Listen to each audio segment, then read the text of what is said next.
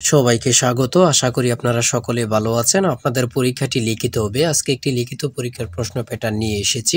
ইনশাআল্লাহ এই প্যাটার্নটি দেখলে আপনি এখান থেকে 25 থেকে 30 নাম্বার অনায়াসে কমন পাবেন এবং সাথে দেখিয়ে দিব কোন কোন বিষয়ে কোন কোন টপিক থেকে প্রশ্ন আসবে। ধৈর্য সহকারে সম্পূর্ণ ভিডিওটা দেখেন। ইনশাআল্লাহ আপনি পরীক্ষায় পাস করবেন। দেখেন, আপনাদের পরীক্ষাটি লিখিত হবে, তাই আজকে একটি লিখিত পরীক্ষার প্রশ্ন প্যাটার্ন নিয়ে কিন্তু হাজির হয়েছি।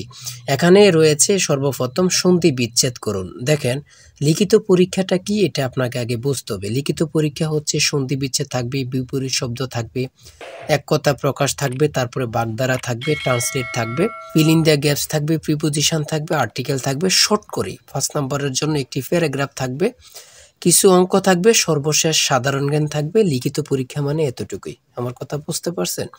দেখেন, সর্বপ্রথম রয়েছে সন্ধি বিচ্ছেদ করুন। এখানে 4টা সন্ধি বিচ্ছেদ থাকবে। আপনি যদি 4টা পারেন, 4টার জন্য 4 নাম্বার দেয়া থাকবে, অর্থাৎ প্রত্যেকটি প্রশ্ন পারলে আপনাকে 1 নাম্বার দেয়া হবে।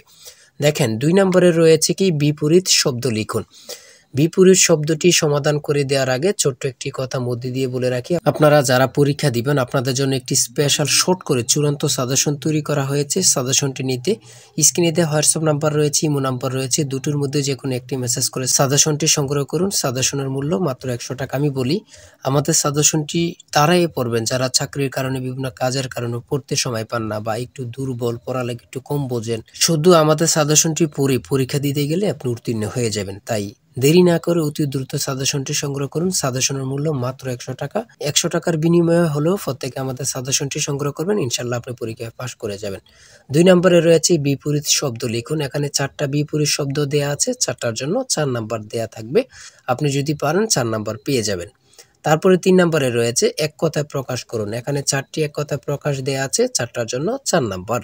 তারপরে 4 নম্বরে রয়েছে অর্থ সহ বাগধারা লিখুন। এখানে বাগধারা 4টা বাগধারা দেয়া আছে, প্রত্যেকটা বাগধারা যদি পারেন 1 নাম্বার করে পেয়ে যাবেন। 4টার জন্য 4 নাম্বার আপনি পাবেন। দেখেন, লিখিত পরীক্ষা কিন্তু বেশি আনইজি কিছু না। যদি আপনি পরীক্ষার প্রশ্ন প্যাটার্ন এবং কি সঠিক একটি সাজেশন পান, তাহলে লিখিত পরীক্ষায় পাস করা একদম ইজি বললেই চলে। শুদ্ধ বানান লিখুন। এখানে অশুদ্ধ বানান দেয়া আছে, এদিকে শুদ্ধ সঠিক করে লিখতে হবে। প্রত্যেকটার জন্য 1 নাম্বার করে, 4টা দেয়া আছে, 4 নাম্বার পেয়ে যাবেন। তারপরে 6 নম্বরে দেয়া আছে কারেক্ট দ্য সেন্টেন্স, অর্থাৎ এই বাক্যগুলো সঠিক করে আপনারা লিখতে হবে। ঠিক আছে, 5টা দেয়া থাকবে, 5টার জন্য 5 নাম্বার। তারপরে 7 নম্বরে রয়েছে ফিল ইন দ্য গ্যাপস। এখানে 5টা থাকবে, 5টার জন্য 5 নাম্বার। ঠিক আছে। তারপরে 8 নম্বরে রয়েছে কারেক্ট। এখানে 5টি আনকারেক্ট টিপিং থাকবে, এইগুলা কারেক্ট করতে হবে, 5টার জন্য 5 নাম্বার করে। দেখেন, 9 নম্বরে রয়েছে right 5 sentence on the for the bridge. এখানে অন্য প্যারাগ্রাফও থাকতে পারে, শর্ট করে একটি প্যারাগ্রাফ লিখতে বলবে। আপনি যদি প্যারাগ্রাফটা লিখতে পারেন আপনি 5 নাম্বার পেয়ে যাবেন। ঠিক আছে, একটি প্যারাগ্রাফ শর্ট করে লিখলেই কিন্তু 5 নাম্বার পেয়ে যাবেন, অর্থাৎ 5 সেন্টেন্স নিয়ে।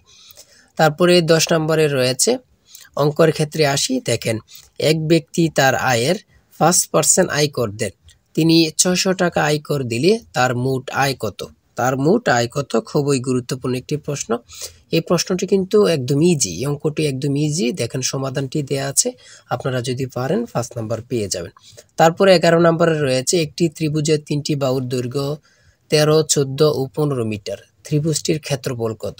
দেখেন, এই অঙ্কটি কিন্তু যেন মনে হচ্ছে কি এলোমেলো না, একদম ইজি। আপনারা স্টেপ বাই স্টেপ বসাবেন, অ্যান্সার হাতের মুঠোয়। ঠিক আছে, সমাধান দেয়া আছে, আপনারা অঙ্কটি দেখে নেন, পারলে 5 নাম্বার পেয়ে যাবেন।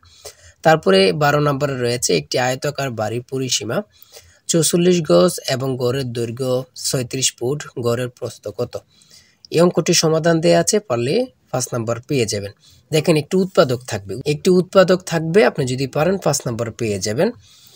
x³ - 8 এর উৎপাদক কোনটি? একদম ইজি কিন্তু প্রশ্নটি, এতটুকুই কিন্তু। তারপরে কি রয়েছে আমরা দেখি। তারপরে রয়েছে একটি স্কুলে ডিল করার সময় 8, 10 এবং 15 সারিতে সাজানো হয়, তবে অথবা ওই স্কুলে ন্যূনতম কতজন ছাত্র রয়েছে? এগুলো যদি আপনি লসাগু করেন, লসাগু করলেই কিন্তু মানটা বের হয়ে যাবে, 120 সঠিক উত্তর চলে আসলো। তারপরে রয়েছে সাধারণ জ্ঞান, লাস্টে দিয়ে রয়েছে 71-এর ডায়েরি কে লিখেছেন। 14 নম্বরে রয়েছে 71-এর ডায়েরি কে লিখেছেন। কত পরীক্ষা যে আসছে আল্লাহ ছাড়া কেউ জানে না। সুপিয়া কামাল। সড়ক পরিবহন ও সেতু মন্ত্রণালয়ের ইংরেজি নাম কি? Ministry of road transport and bridge. তারপরে রয়েছে 16 নম্বরে রয়েছে ছন্দের কবি কে, খুবই গুরুত্বপূর্ণ, সত্যেন্দ্রনাথ দত্ত।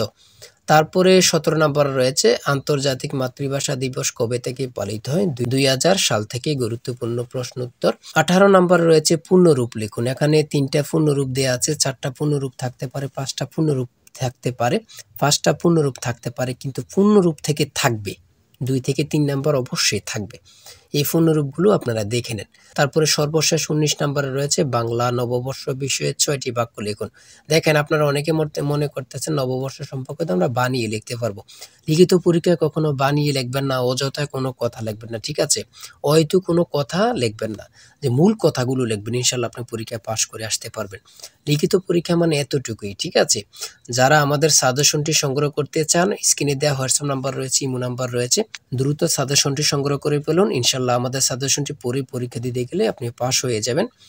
আর বিশেষ করে বলে রাখি, আমাদের চ্যানেলটি সাবস্ক্রাইব ও পেজটি ফলো দিয়ে রাখলে পরীক্ষার প্রশ্ন সমাধান, পরীক্ষার রেজাল্ট সকল কিছু সবার আগে পেয়ে যাবেন। তাই সবাই ভালো থাকবেন, সুস্থ থাকবেন। আজকের ভিডিও এই পর্যন্ত। আল্লাহ হাফেজ।